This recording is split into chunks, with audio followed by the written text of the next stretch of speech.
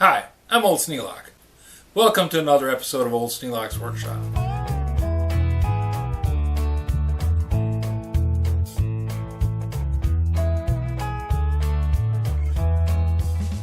Today I got a change of filter.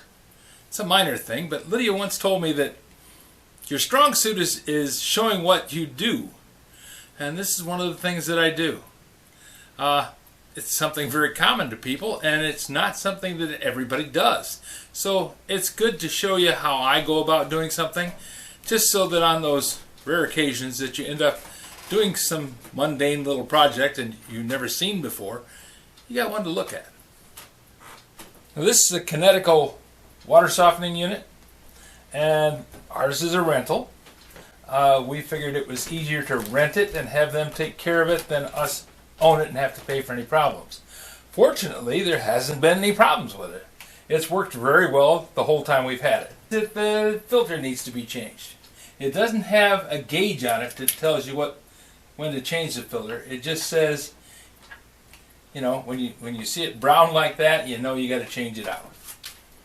So first thing I want to do is turn this handle.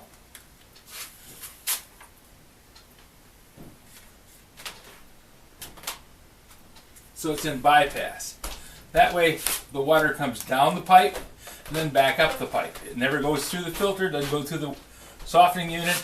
It's just bypassed.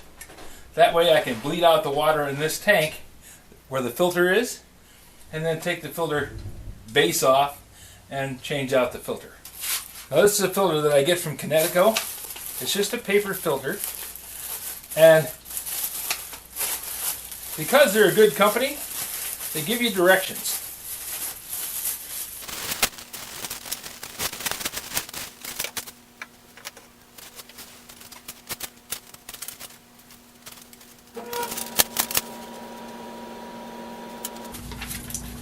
Just like I've already showed you, it says turn off the feed water to the filter by turning the bypass valve to the bypass position. Run the 3/8 tube from the pressure relief valve open to a drain or bucket. I cheated and I had the guy from the service company come and show me how to change the filter.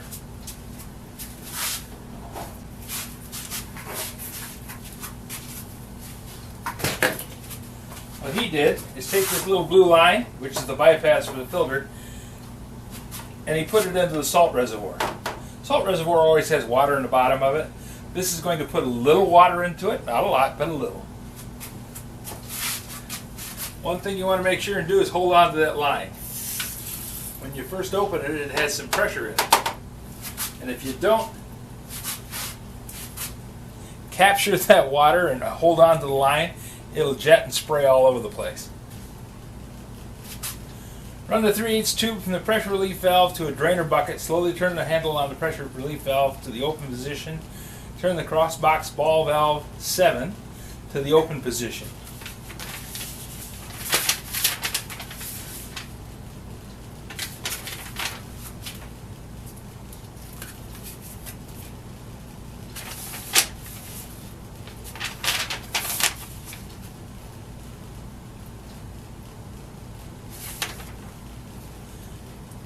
This doesn't have a crossbox ball valve on number 7.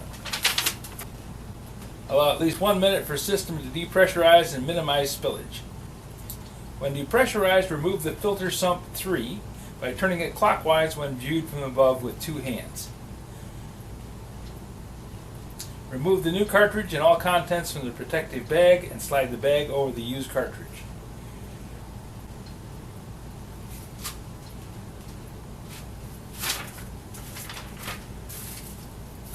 Okay, this is the bag for the used cartridge.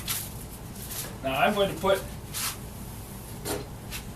a container underneath there just because it never hurts. You always want to catch the drips and not have to clean up the floor. Now this wrench grips a hold of the ridges on the bottom. Turning it clockwise when viewed from above, like so.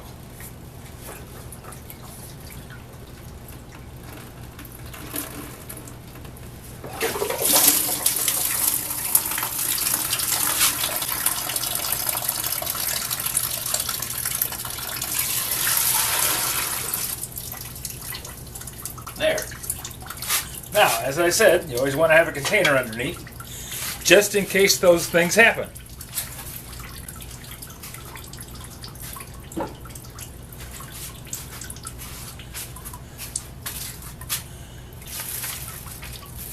Now, slide the bag over the old filter and remove it, turning counterclockwise. Just like so. It's got a little thread down there on the inside which locks it onto the body.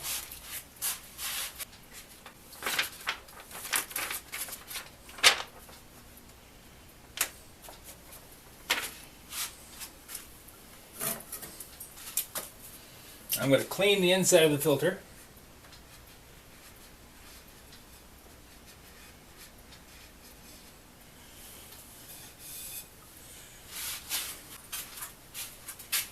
And wipe down the seal O-ring.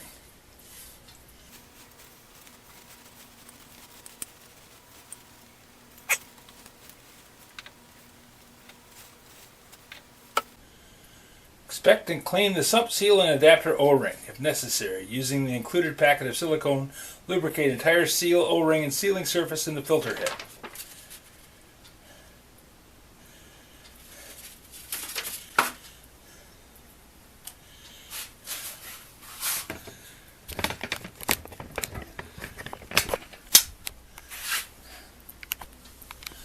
Let's get a look-see up in there.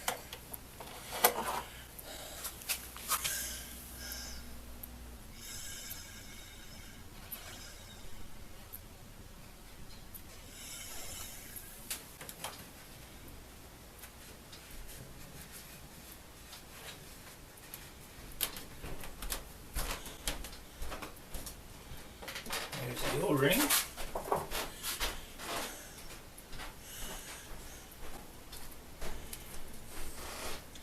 Now I pull this little thing here off, and that opens the tube of silicone.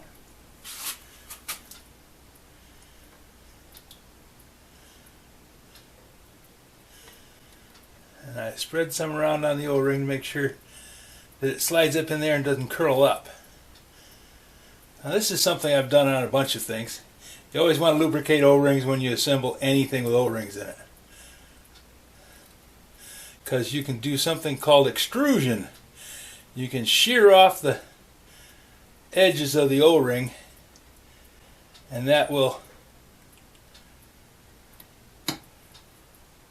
totally mess up its properties of sealing. You don't want that.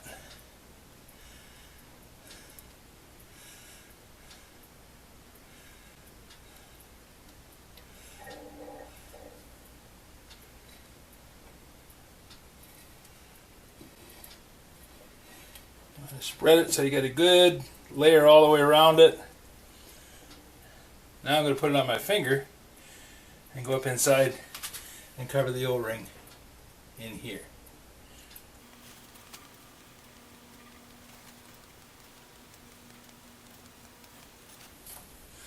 There we go. Now I put this back up inside and turn it counterclockwise until it latches, just like that. Then this goes back up inside, and I turn it counterclockwise until it stops. When the arrow on this lines up with the arrow on that, it's sealed. And now we just turn this back to, whoops, close this bleeder valve. Almost made a mistake there. It would have shot water all over the basement.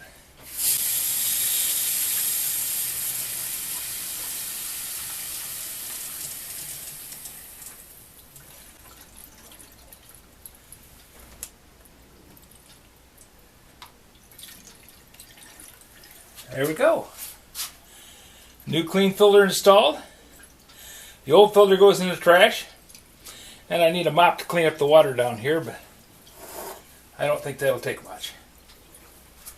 Next time, I will get a larger bucket. Okay, I've got the filter changed. I got to do a little mop up on the floor, but I think the job was pretty well done. Main thing to remember is always use the silicone grease on the O-ring seals. That helps them seal up. We used to have a vacuum furnace at Metal Powder Components, and we used vacuum grease to help seal the O-ring that covered the door. The vacuum furnace got up around 1900 degrees, and if you didn't have the vacuum grease on the seal, you couldn't pull a vacuum inside the tank. So it wouldn't start heating until it got a vacuum, which meant it had to bleed down to reading 0 on a vacuum scale. It took a long time to get people convinced that the grease had to go on the O-ring in order for it to seal. The O-ring by itself just wouldn't do it. If you have any suggestions for a new video, questions about today's video, or any of the other videos on the channel, just drop a note in the comments. You know I read them all. Thanks for watching.